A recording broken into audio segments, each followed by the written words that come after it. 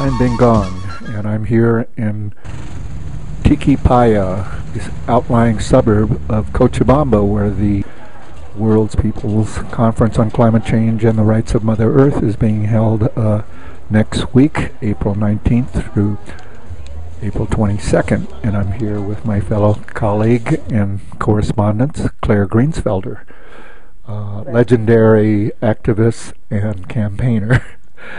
And and I'm here with the intrepid Bing Gong, who is fearless traveler himself, and even took us through some Qigong exercises on the 6.5-hour plane flight from Miami to Santa Cruz to make sure we arrived in one piece.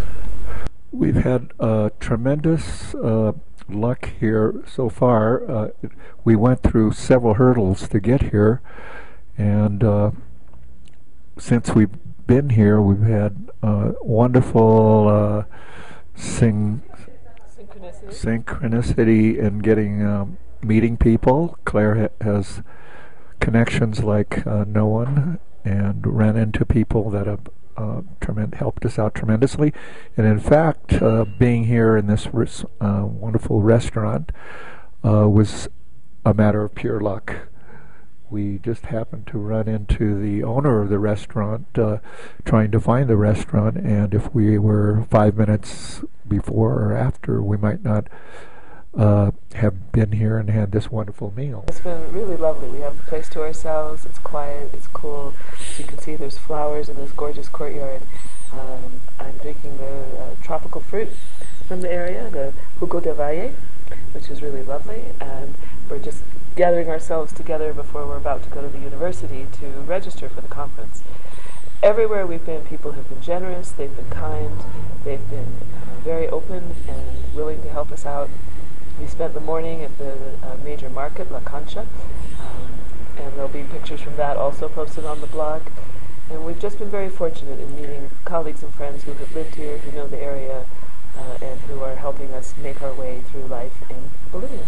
I know you're connected here with several groups, and but I know you have several roles that you're going to be playing here, as well as helping me out with sending back our post to Wiser Earth, Transition West Marin, and EONS, the Ecological Options Network. But what's your primary take on our mission here? You probably have several.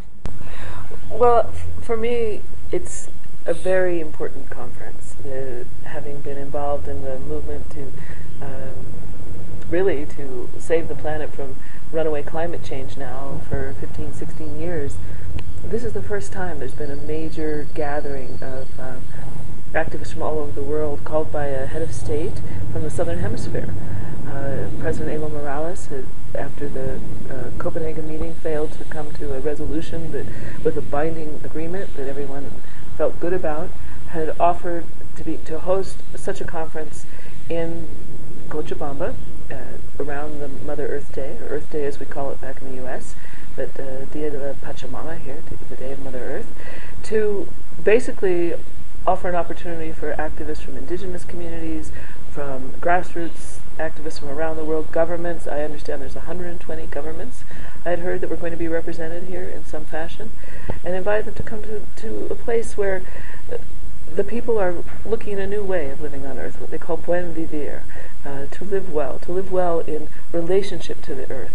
And also I think it's important to have an agenda that comes with direction from the South, where there's been tremendous effort over the years and leadership from various countries in the Northern Hemisphere, but to have a Southern government say, we want to take the lead, we want to move forward, we want to come up with some alternative ideas, we're interested in taking this process further and faster because the planet really needs it.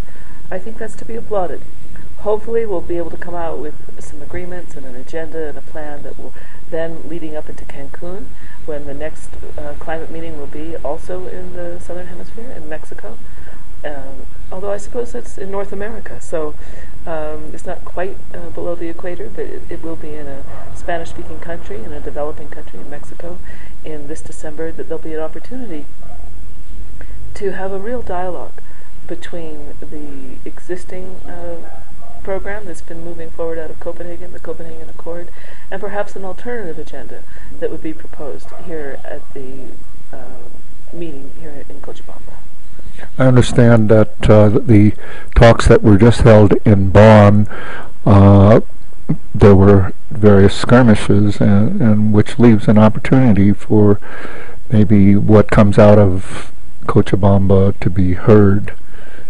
Well, I hope so. And again, it's not about posturing. It's about strategy. It's about finding a way for the governments of the world to move forward as rapidly as possible to address the accelerated climate change, while at the same time finding the financing that will enable already impacted communities to deal with adaptation to changing climatic realities, and also to the mitigation of further impacts that would happen from other fossil fuel and climate impacting developments. Now, it's very interesting to be here at a time when the volcano in Iceland is Mother Earth doing her own thing, putting incredible ash into the atmosphere. It appears that there may be many delegates, unfortunately, who are not going to be able to make it here. One could ask, is the planet telling people that they don't want us to be flying around as much? Is this Mother Earth's way of saying that perhaps enough airlift travel, guys? It's time to do this all virtually, and maybe it is. Maybe it is. It's a real cautionary note that many people who are planning to come are not going to be able to come because of the ash in the atmosphere. So I feel very privileged to be here. I'm here to listen and to learn. I'm here with the NGO Land is Life, and we'll be putting on, it's an indigenous-led international NGO that works with Native peoples at the fundamental grassroots level to support their own designs for self-determination and for developing their own responses to climate change and what will work for them.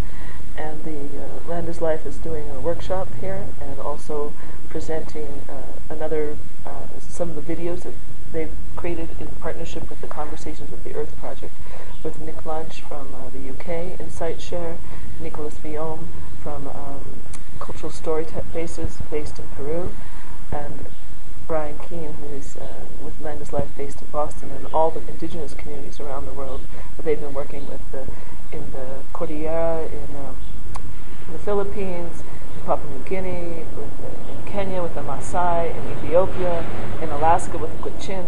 All of these communities will be represented here, and both through the videos that they've made in their own communities, and also through others who will be coming here to speak for themselves. So I'm here with that project, with Land is Life, and also with Bing, here reporting back for Ecological Options Network, Transition West Marin, and Wiser Earth. And we hope to be able to bring you interviews, some first-hand commentary, introduce you to some of the key players who are here, and really keeping our sights focused on coming away from Cochabamba and Tikipaya, where we are right now, with an agenda that will move us forward in solving the problem of global climate change in an equitable way as rapidly as possible. Thank you very much, Claire.